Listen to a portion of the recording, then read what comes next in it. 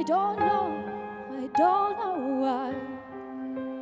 When black turns to white, I long to live for something real, like feel the soil and breathe the sky.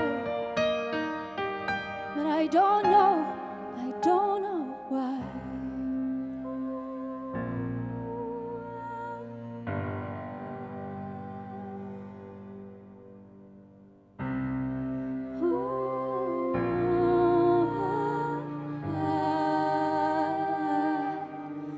Am I going blind?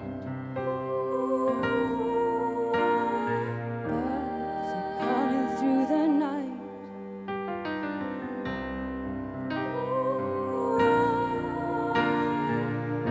Silent body crying mind.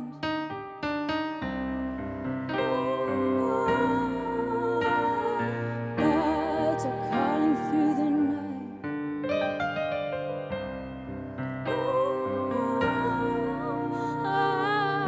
Silent body crying mind.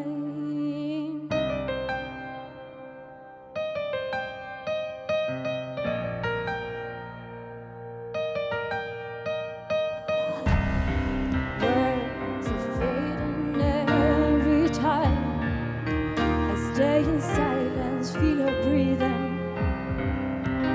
And the pain is mine. But I don't know why.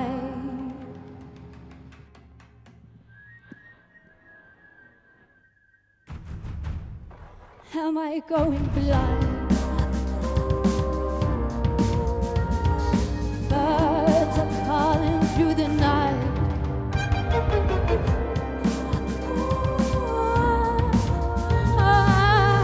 Silent body crying mine. Am I going blind? I'm a child asleep, sent to my dreams by my mother's words, my only curse. I don't know how to love.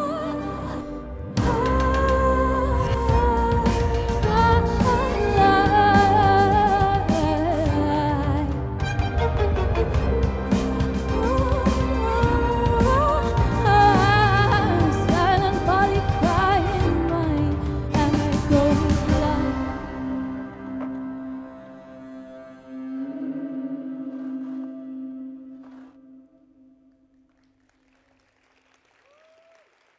Thank you.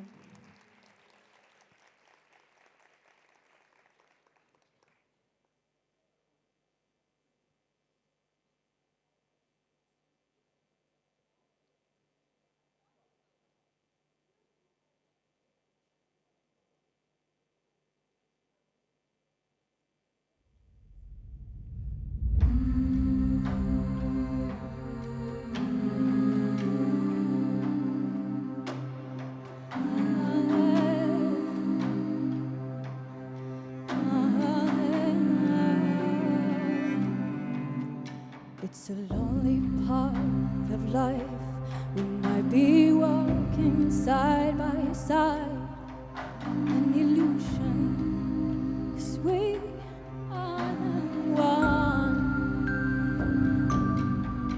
In an act of respect, take the shoes of your voice, speak with honesty this time. We're given a choice, bare feet in this moonlight. Tread lightly on the ground, we are stranger in silence. The longing of our hands is the fear to be alone. From the moment we are born, and so we roam. Dreams of hope when all is gone, but our longing to belong. Dream on.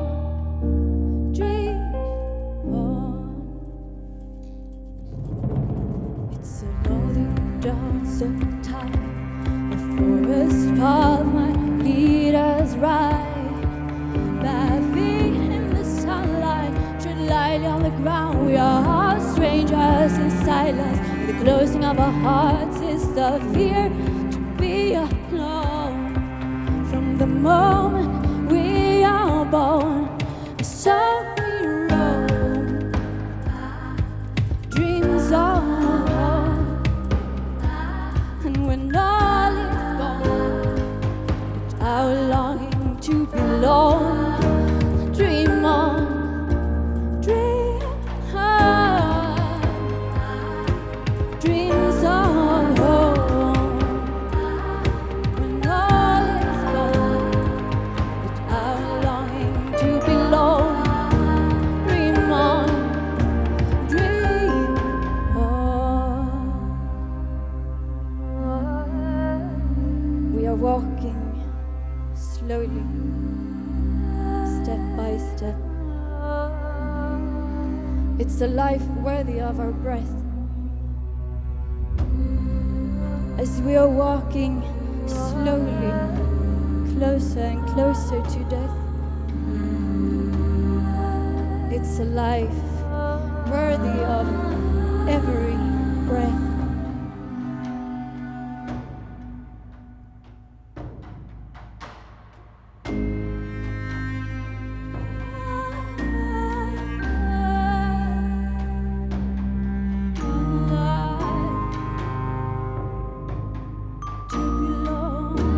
Dream on, dream on.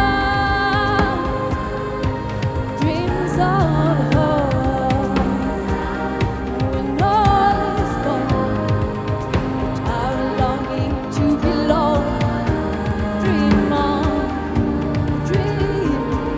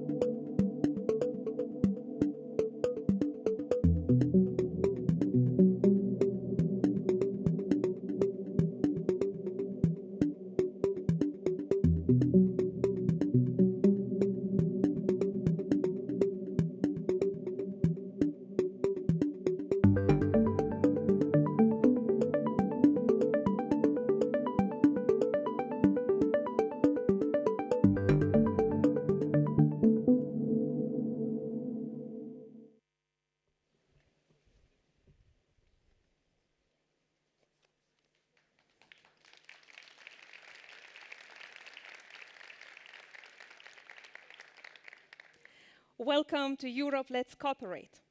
It's my great pleasure to see you all here in Stockholm in the 9th edition of the Interregional Cooperation Forum this year, which is organized under the Swedish presidency of the Council of the European Union. We could not be in this country without bringing music to this event. Please, a round of applause for our invited music artist, Olivia.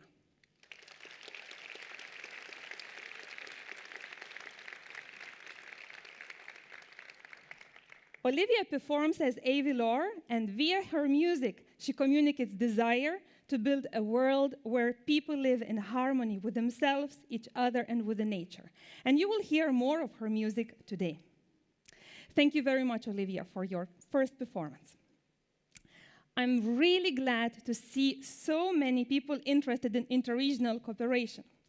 And happy to see you all here in person once again after 3 years of online editions of Europe Let's Cooperate. My name is Irma Strauskaitė-Deny. I'm head of communication unit at the Interreg Europe program. But my role today is to be your moderator. So it will be me who will give you the practical details about the event, who will invite the speakers to this very nice and lovely stage, and will interview them. It will be me who will bring in your questions from the audience to the invited speakers. And also, most importantly, I will keep an eye on the time. I am also eager to know more about you. Today, we are over 500 of us in this room from 27 EU countries, Norway and Switzerland. And I am really, really, really eager to know more. As this event is happening in Sweden, I would like that all Swedes raise their hands up. Hey, hey to all of you once more. And do we have people from countries that neighbor with Sweden or are on the other side of the Baltic Sea? Great. And who came to this event from the south of Europe? Very nice. And do we have representatives from the managing authorities that are very important for the Interreg Europe program? Do we? What about national, regional, local authorities? We do have you here. What about EU networks associations? Universities, they usually love also Interreg Europe program. Great to see you all here. And now I would like to know for whom is the first ever Interreg Europe event? Wow, that's amazing. Great. We are really a wonderfully varied group of people.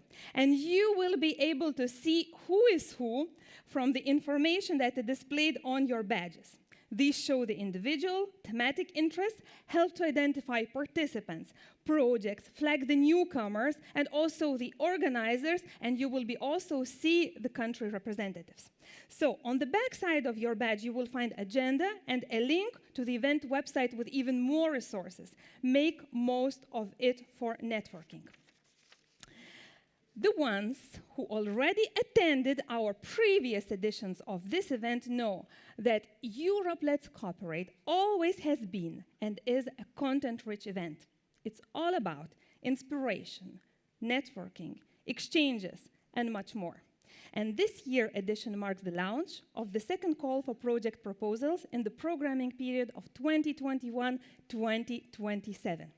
So today's agenda includes a morning of a plenary sessions, this opening session, and a session dedicated to a second call.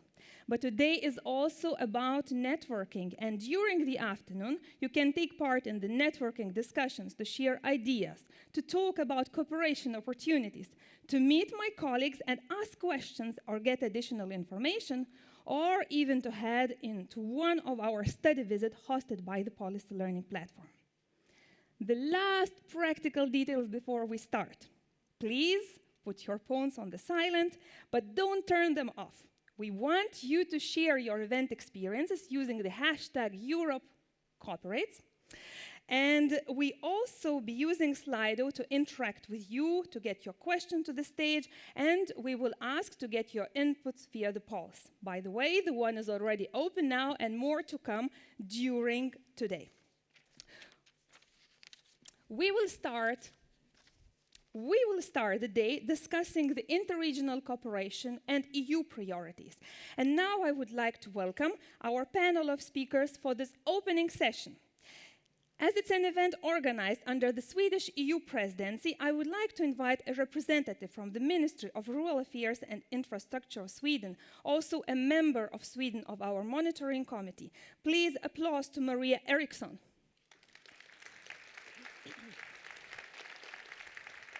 Hello, Maria. Interreg Europe is an EU co-finance program, and we have representatives from the European Commission, Directorate General for Regional Policy, for Regional and Urban Policy, and it's our program desk officer, Estelle Rogier. Estelle, please.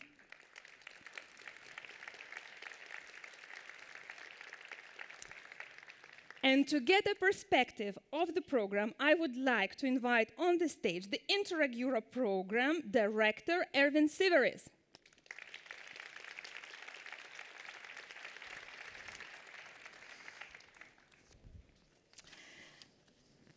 So now we will be talking why interregional cooperation matters. Hello, Maria. Hello, Estelle. Hello, Erwin.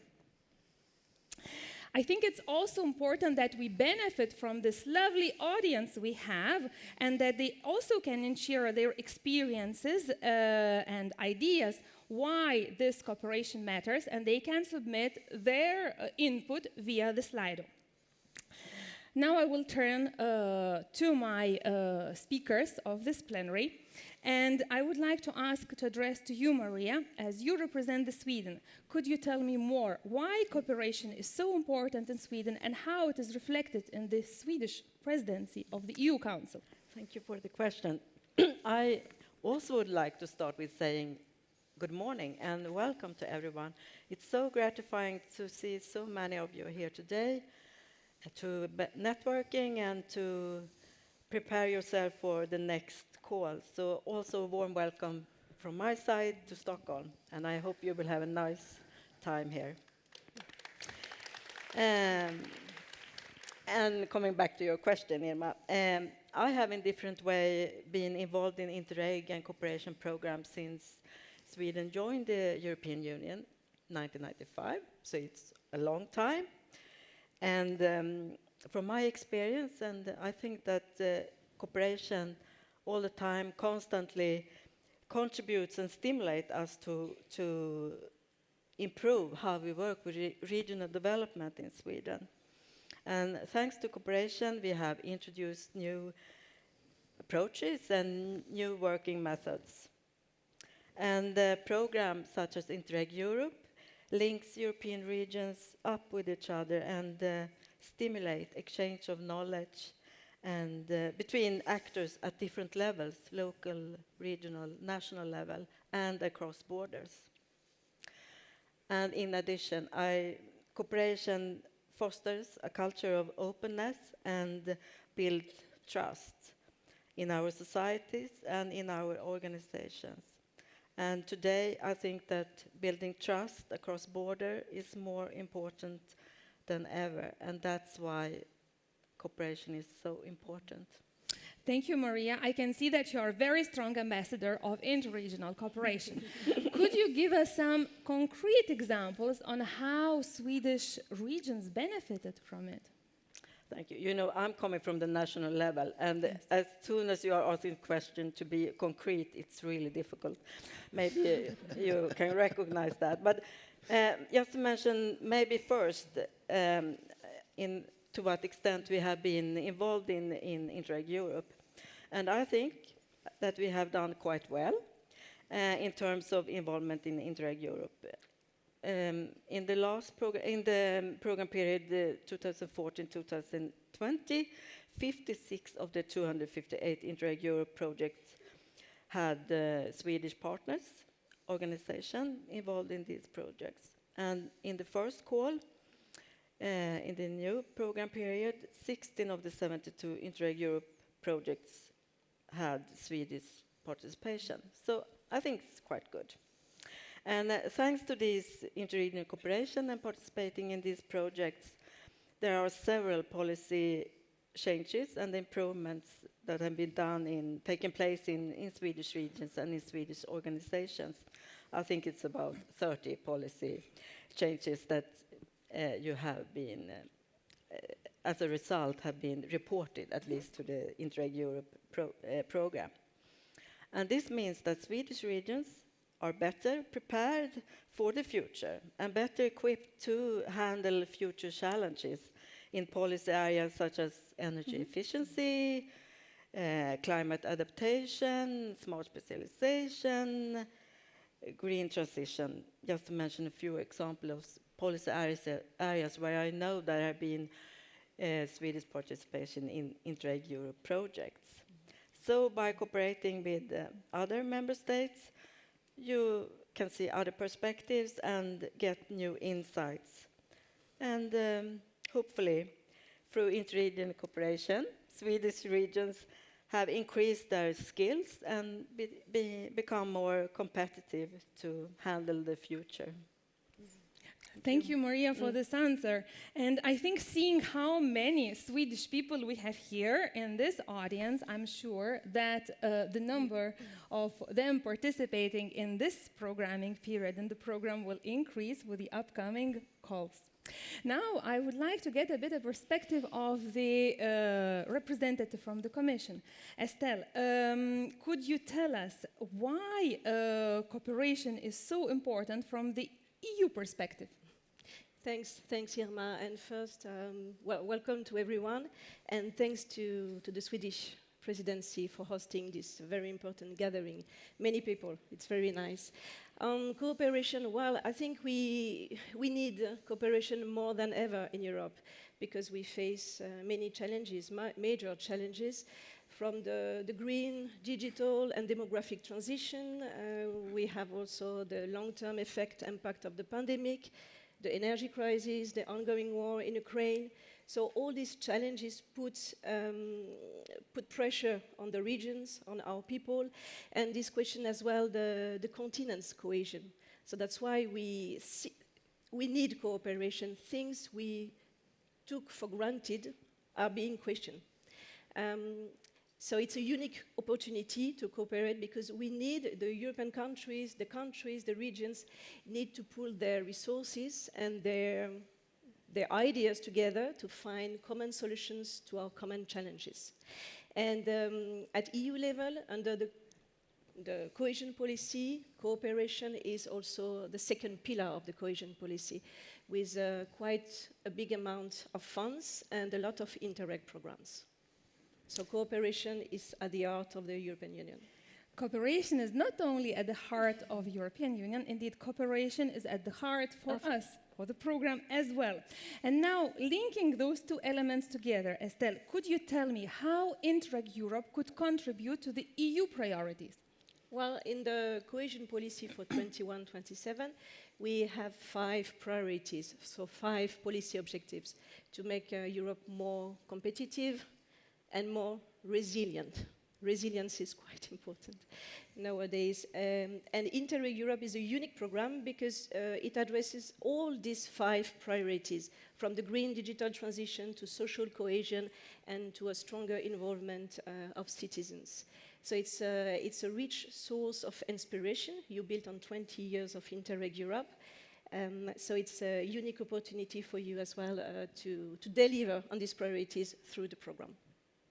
Thank you very much, Estelle. It's true that Interreg Europe brings many opportunities to the regions, but when we look to the future, we also need to reflect to the past. And Estelle, you mentioned that Interreg Europe, interregional cooperation, last year celebrated 20 years. And Erwin, now it's to you to tell us indeed what we managed to achieve during those years, maybe especially focusing to the last programming period. Yeah, thank you, Emma. I believe the program showed that we deliver policy improvements throughout all Europe, and Maria mentioned a few examples from the Swedish perspective. And looking more globally, especially the last program period, we can say that more than 90% of all European regions, the regions which are in the program area, were involved in one or the other project of the program. Not to mention also the involvement in the policy learning platform. Further regions were using this service. And then looking further in the results, we can say for the time being, just looking for the programming period 2014-2020, we have more than 1,000 policy improvements reported, and not all projects are finalized. That's, we can say about 20% of the projects from the previous programming period still need to finalize, still need to report. So this figure is an intermediate figure, so this figure will further go up. And then we are also asking what amount of investment you triggered with the learning, with the capacity building. And here, so far, 1.3 billion euro investments were triggered thanks to knowledge shared, knowledge gathered from the project of Interreg Europe. So I think the program showed the result, and we focusing on the results. We want to deliver improvement for European regions.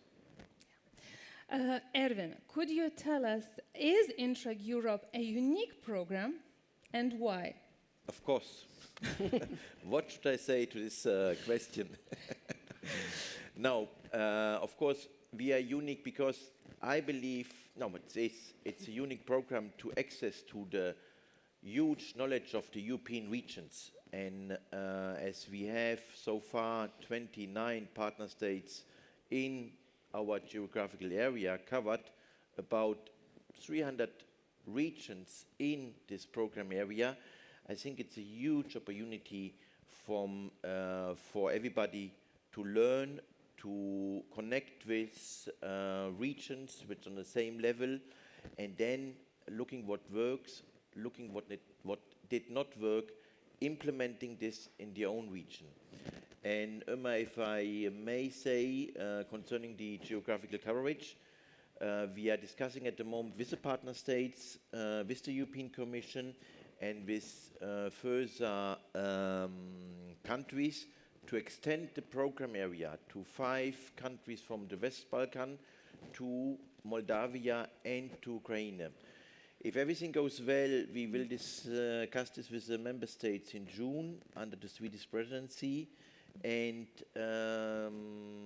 again, if everything goes well, we may open the 3rd call for proposals beginning of next year with an extended program area giving you even more opportunities to exchange, to help, to get knowledge, but also to pass knowledge, especially to the EU countries which may join soon the program.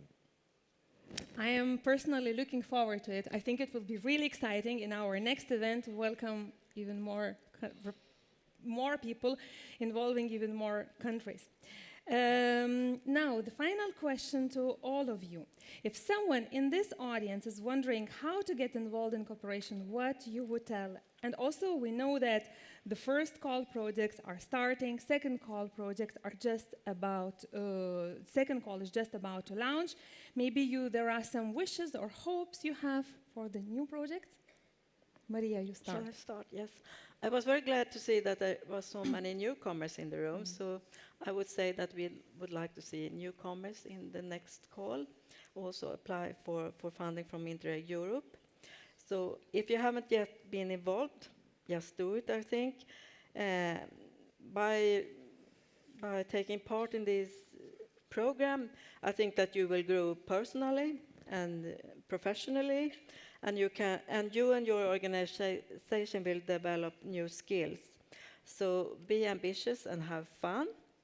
And I would also like to challenge maybe the Swedish participants here today, that I said earlier that we have done quite well when it comes to participation in Interreg projects, but I would like to see more lead partners among the Swedish partners. So maybe this call or next call.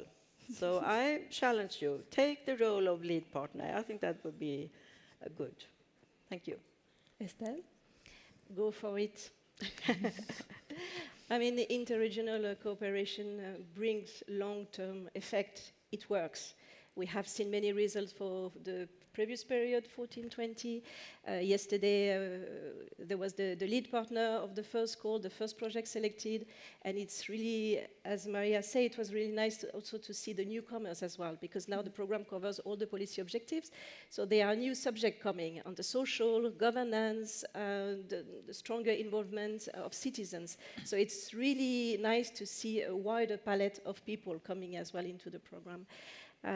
So because it will help your regions, and you know, we count on you to find new solutions to improve the regional policies, because we use as well your results to improve as well the policy making at EU level.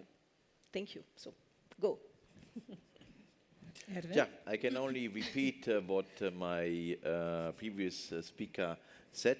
Go. Use this event, more than 700 registered participants today. My team is here to help you.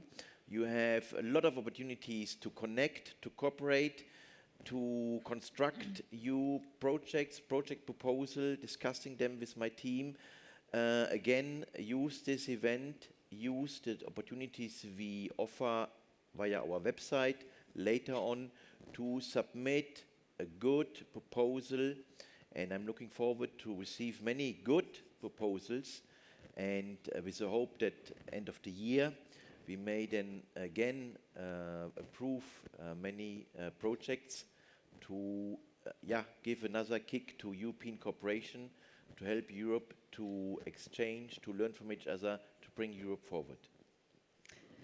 Thank you very much for all three of you for sharing your thoughts. We also have a video message from Hauts-de-France region. It's a managing authority of the Interreg Europe program. The Vice President, Daniel Eka, could not join us today, but he was really eager to greet you all and share his view on interregional cooperation. And immediately after the video, we would look what our participants think. We will see what answer they gave to us via Slido. So now let's watch the video. La région Hauts-de-France, en sa qualité d'autorité de gestion du programme Interreg Europe pour la période 2021-2027, est heureuse de vous accueillir à Stockholm pour l'événement annuel sous présidence suédoise. Je remercie d'ailleurs vivement la présidence suédoise de permettre la tenue de cet événement en présentiel, ce qui favorisera à n'en pas douter les échanges, notamment autour d'idées de projets pour le second appel à projets qui va être ouvert aujourd'hui. L'année 2022 a été ponctuée d'événements importants pour le programme. D'abord, c'est le lancement du premier appel à projet, c'est l'approbation du programme par la Commission européenne et la tenue à Lille du premier comité officiel. Et puis, c'est aussi l'approbation fin décembre de 72 projets qui vont démarrer leurs activités cette année.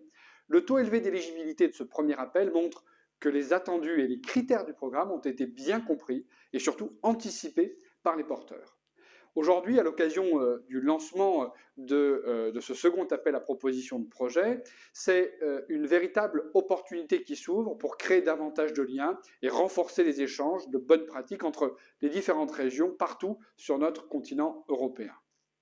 Le dispositif de plateforme thématique constitue un outil important pour développer les bonnes pratiques et permettre des retombées concrètes auprès des élus locaux et de l'ensemble des citoyens de chacune de nos régions. Soyez assurés que le territoire de la région des Hauts-de-France que je représente aujourd'hui a pu profiter des retombées positives de projets qui ont été portés par des acteurs de terrain, par exemple en matière d'innovation ou en matière d'investissement pour les petites et moyennes entreprises. C'est aussi, je tenais à le dire, des acteurs qui, dans nos territoires et dans la région des Hauts-de-France en particulier, ont été impliqués dans plusieurs projets qui ont été sélectionnés dans le cadre du premier appel à projet sur la période 2021-2027, qui témoignent, je le crois sincèrement, d'un dynamisme très important à l'échelle régionale qui, je le souhaite, va se poursuivre. Eh bien, permettez-moi, pour conclure, de vous souhaiter une très belle journée, riche en échanges et surtout en perspectives de coopération. Je vous remercie.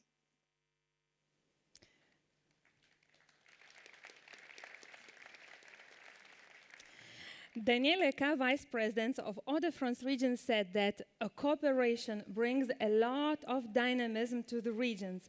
And now let's have a look what our participants say, what words associate to them with interregional cooperation.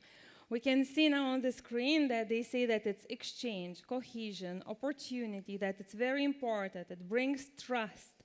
I can also see the words efficiency, exciting, connecting, knowledge sharing, learning. Maria Estelle Erwin, maybe you could also pick one word that stands for you and to summarize really what word you would pick, what stands for you as the word for interregional cooperation. Maybe exchange, but of course exchange also needs to lead to some kind of results. So, yeah, but exchange. And Estelle, for you? Innovation, because you find new solutions that can help the others and can be good practice. So for me, it's innovation. And for you, Erwin? I would pick two: opportunity for learning. Great. I can see now that my panelists are convinced about interregional cooperation. We can also see that this audience is convinced about interregional cooperation. And as you are still here, Erwin, Estelle, Maria on the stage, I think we need to do something important on the stage to launch our second call. And for this, I would like you stand up and you join me because I have a plan. I thought, Maria, I thought, as we are in Sweden, we will count from 3 to 1 to open our call. We should practice. How do we count in Swedish? 3, 2, 1. Great. Okay. To bring some sparkles to this very nice moment, Yes, Erwin, I mean, you got well the instructions. Erwin is well prepared. We I don't need to learned my practice. lesson. I think now it's really, really, really, really time to open the call. I will say we go. Maria counts. 3, 2, 1. The call is launched. Applications can be submitted now. Thank you.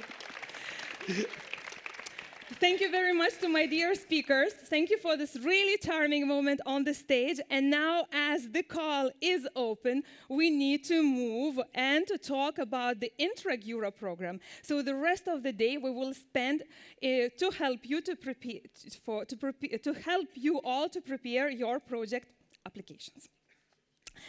So now, as you have heard from our panelists and from participants, we heard and all shared the thoughts about the cooperation. And we talked about the objectives that are set for Interreg Europe program. Now it's time to have a closer look to the Interreg Europe program. Some of you probably heard that Interreg Europe program consists of 2 pillars, and they are. One pillar is the interregional cooperation projects, and the second pillar is the policy learning platform. But I think it's evident to everyone that any pillar can stand without support of people. So I would like to invite now on the stage my 2 dear colleagues that support those pillars. I would like to invite on the stage a policy officer, Ilaria Ramayani, who is indeed coordinating and helping our coordinator of the policy learning platform, Magda Anagnostou, to work on all the issues related to the policy learning platform. Good morning, Ilaria. And I also would like to invite on the stage another really important person who is linked with the second pillar we have in the program. It's the coordinator of project, and it's Hassan Martinez. Hassan, please welcome on the stage.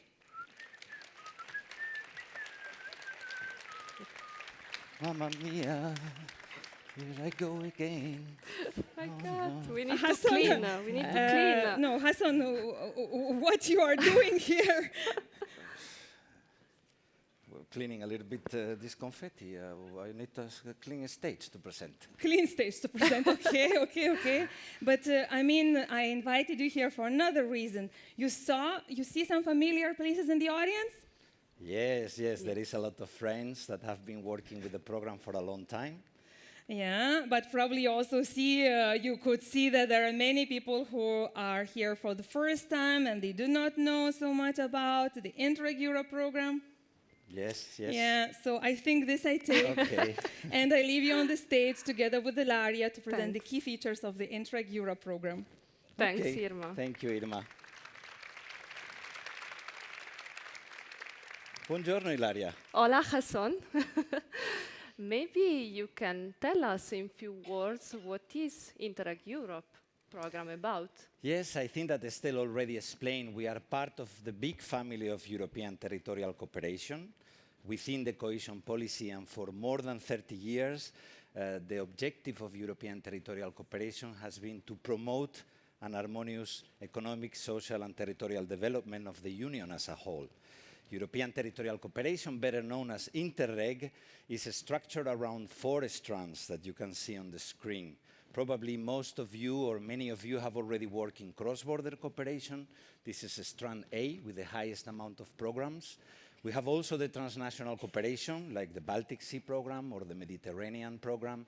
And we have also strand C, interregional cooperation, where Interreg Europe is included together with 3 other programs, Interact, Urbact, and ESPON. But every strand has its own objectives. And as Erwin and Estelle were saying, we like to say that Interreg Europe is a little bit special because we don't finance investment or research. We are a program that finances exchange of experience. And the rationale of our program is to support the regions in the identification, analysis, and transfer of good practices to improve the regional policies. This is why we are a little bit different from the cross-border and transnational cooperation. We focus on exchange of experience, on learning, and our main target group is the policymakers of all European regions. Thanks, Hassan, for this nice overview. But what are the topics covered by the program then? Let's see. Yes, well, you can see on the screen we have one cross-cutting priority, which is capacity building. We think that this defines the nature of Interreg Europe. But in reality, you can work with any topic that is relevant for regional development. We can work on SMART with research and innovation, SME competitiveness. Also, it's possible to work in all the topics related to environment, which is very important these days, energy efficiency, mobility, low carbon economy, circular economy. We have also, for the first time, be able to support all the regions that want to work on social issues like employment, education, also a Europe closer to citizens with the integrated territorial strategies. And finally, we also support all those regions that want to work on governance issues. And by the way, we would like to ask you, there is an Slido question where, if it's possible, we want to know which is the topic that you are interested in, and then we will see what are the results after our speech. You see there that, as it was also mentioned before, we are the only Interreg program that covers 29 partner states, so the 27 European Union member states, plus Norway and Switzerland. And it's also very important, as Irma was saying, to know that we have two pillars in the program. The first one is the interregional cooperation projects, and the second one is the policy learning platform. So for interregional cooperation projects, our program supports policymakers that tackle a common challenge in their regions that they can solve only by working together. So this is a limited number of regions from the different corners of Europe, from the north to the south, from the east to the west. And this allows to exchange experience, to learn from each other, to visit, to get inspiration from policies that have worked in other areas of Europe and that we can bring to our cities, to our regions, to improve at the end the quality of life of our citizens.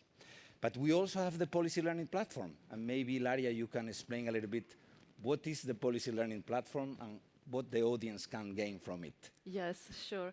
So the policy learning platform is a unique tool fully dedicated to policymakers that are looking for opportunities to increase knowledge, increase their skills through the cooperation, so like all of you today.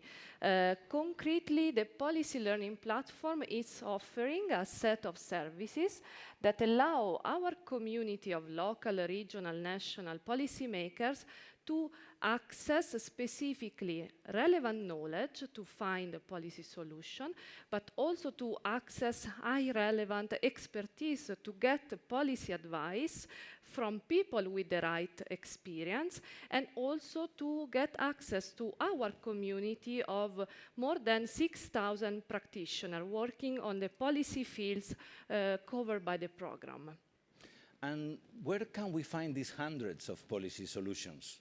So all this wealth of policy solution, all this knowledge is available in our program website. You can access relevant thematic publication, policy briefs that are depicting the most successful results and examples from our projects, but not only, and also on the latest EU-level policy trends. You can also access the recording of all our thematic events online, but we also set up an online database of good practices that is now gathering more than 3,000 successful tested solutions from our projects and beyond. So you can, these are well-evidenced solutions tested in the territory by the region and validated by our team of international experts. And you can even contact the owner online of these good practices to get more information, to know, for instance, how to transfer this example, this solution in your territory. And you're talking about experts, Ilaria, so how does it work? How does expert policy advice work? Yes, indeed, the policy learning platform is implemented through an online interactive web interface. It's hosted in our program website, but behind this there is a real human intelligence, we like to say. So there is an international team of experts working on the policy fields of our program, and they can provide expert support and advice. So for instance, a local or regional authority may contact our expert for a specific policy challenge, for a specific issue. Our team of experts, they look into this challenge and then they propose the most suitable solution to answer to this challenge. So for instance, they can organize a peer review, which is for us the most intense policy learning journey with the platform. So they select peers from our community, from different regions, to team up with the requesting authority and their stakeholders to discuss, analyze the situation of this authority and find and come up with the concrete and practical recommendation to answer this challenge. Of course, we also have, let's say, a mini format, a mini short version of peer review, which is the matchmaking, so can be online or in person, but it's just few hours of discussion that will end with concrete ideas and solution, while the peer review, it's 2 full working days together to discuss.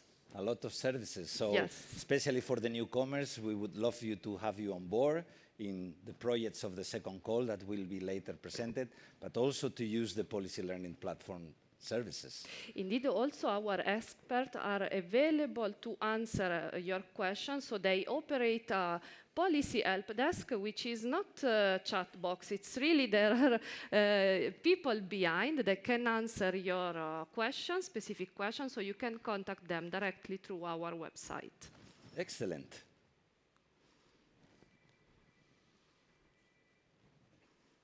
I think you are looking to me because you are looking back when I come back to the stage.